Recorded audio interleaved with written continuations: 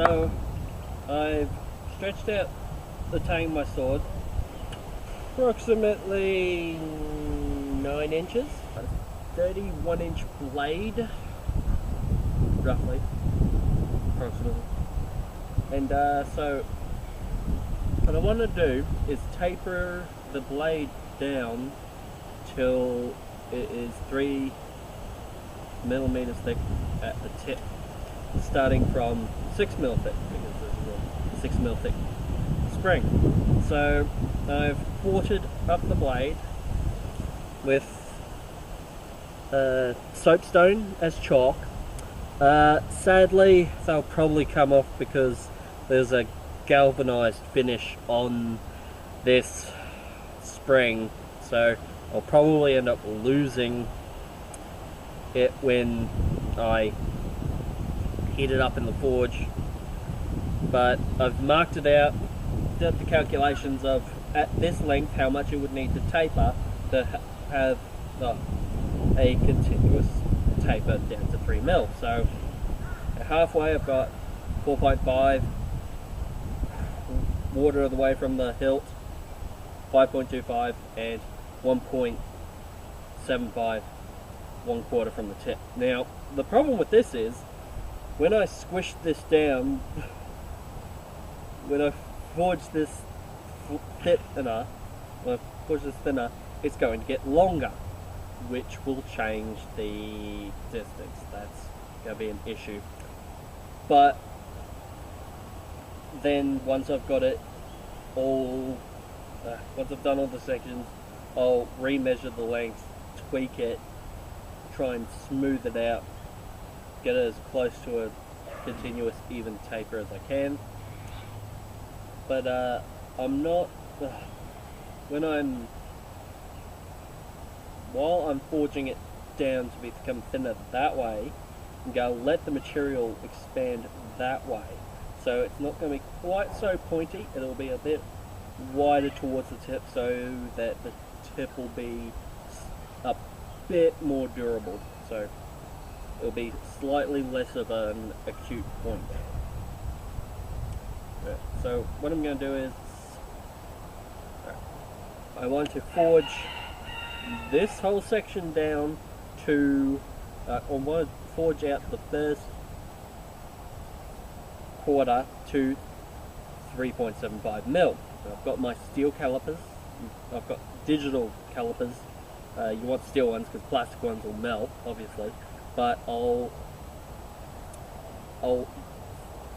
forge this out to the thickness that needs to be there, which means yes, it will be too thick here, but once I've done that, I'll be able to get a closer idea of the end length and then be able to just blend the tapers a lot more evenly.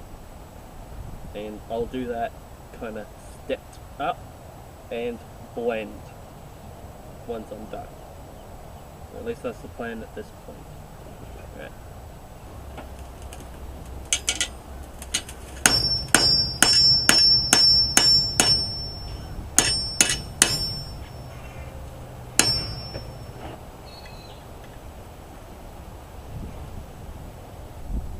Alright, see that mark? That point is now at 4 mil. So I'm going to thin out the rest of the tip down to 4 mil so it's in line with that. I'm just going to slowly creep out from there. It's a lot easier to do it that way than using calipers the whole time. So get it down so that from there to the tip will all be 4 mil, and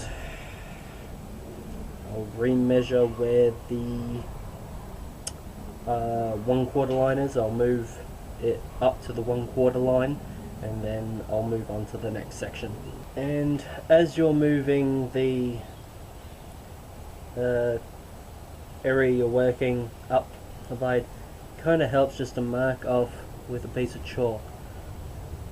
That way it's easier to remember where you've got to heat next. So now I'll be heating this section, so I don't end up heating that section and having to so I'll be heating this section next, so I don't end up accidentally heating up this section and having to then move up and heat this section.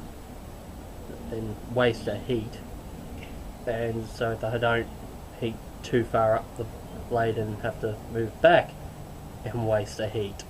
Although I could technically thin out that section and move back, but it's easier to just move up and creep along the blade and make that easier with your heats. A little bit of chalk. Wait, chalk, not pen, because pen will just burn off. And soapstone is even better than chalk because it doesn't rub off as easily. Alright, what's the next bit? Centerline was there, so just right next to it. I've gotten that part down to 4.5 mil.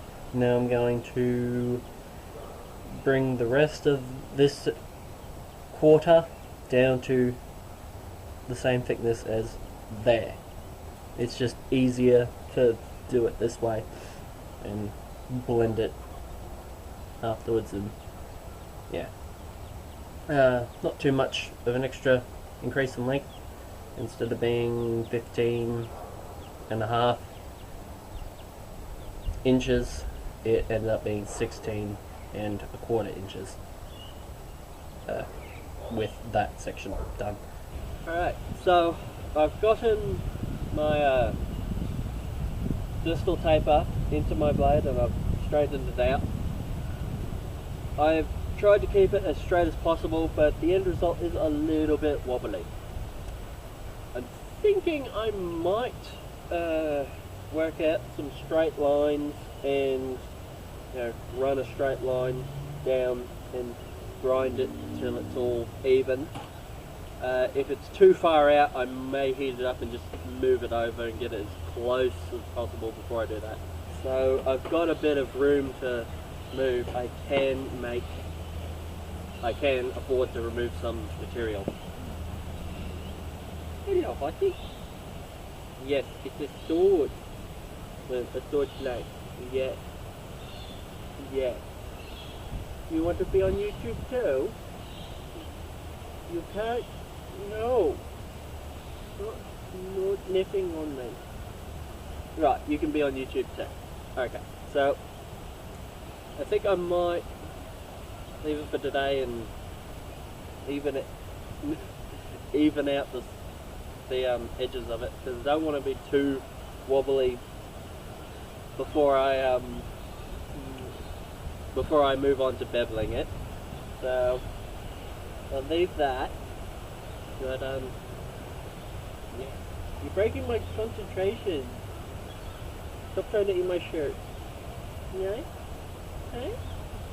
Alright, well, so yeah, this is my attempt at making a longsword with only basic blacksmithing skills. I mean, I haven't been doing it that long, but I'm trying to see if I can make a longsword out of a cast spring.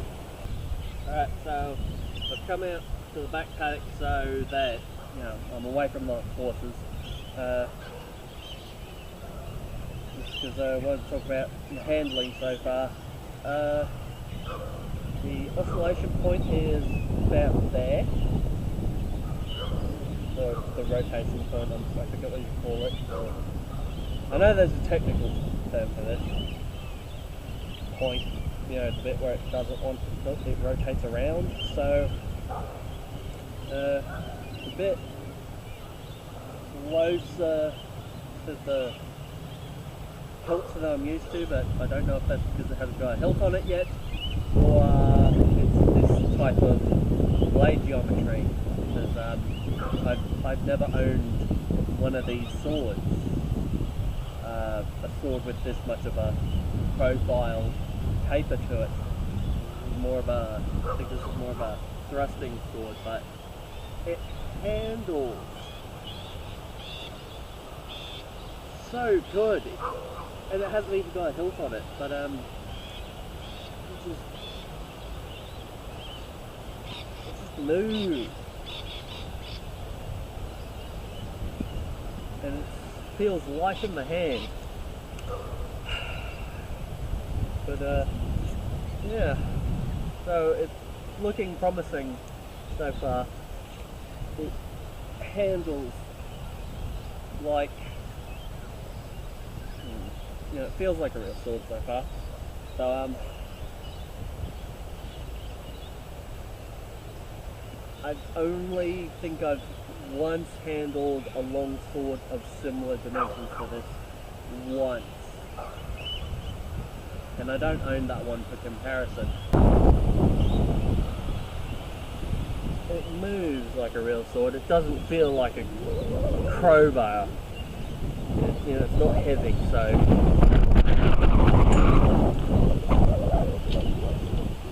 it feels good so far. Guess I'll leave this now.